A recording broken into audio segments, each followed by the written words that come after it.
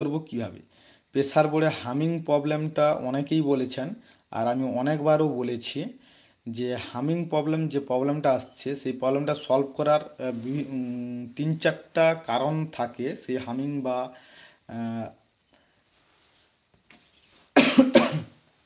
হামিংটা আসার 3-4টা কারণ থাকে।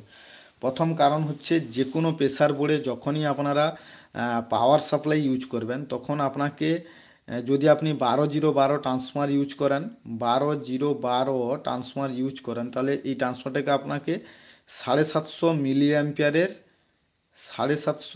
অ্যাম্পিয়ারের ট্রান্সফর্মার ইউজ করতে হবে, প্রথম কথা। দ্বিতীয় কথা হচ্ছে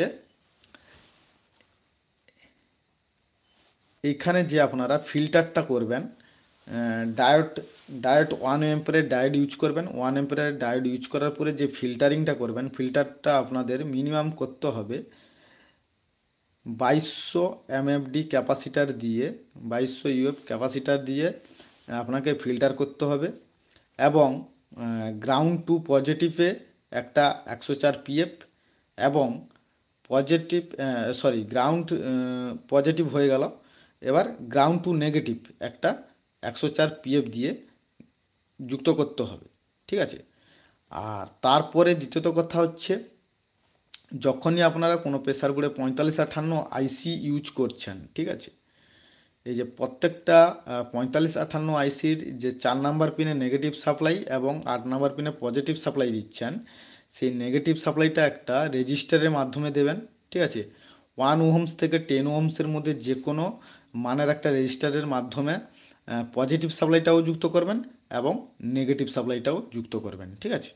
মানে 8 নম্বর পিন এবং 4 নম্বর পিনের সাপ্লাইগুলা রেজিস্টারের মাধ্যমে যুক্ত করবেন, ঠিক আছে।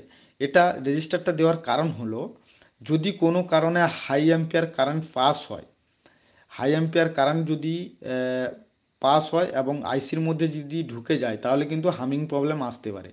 আজ কোনো যদি রেজিস্টারের মাধ্যমে দিয়ে আসে তাহলে সেই অ্যাম্পিয়ারটা কমে যাবে, এর ফলে আইসি থেকে কোনো রকম হামিংটা আউট হবে না, ঠিক আছে। সেই কারণে এটা বলা হচ্ছে। এবং 104 পিএফ অতি অবশ্যই যুক্ত করবেন, ঠিক আছে। এই কয়েকটা বিষয় একটু লক্ষ্য রাখবেন, দিলে কিন্তু হামিংটা আসবে না।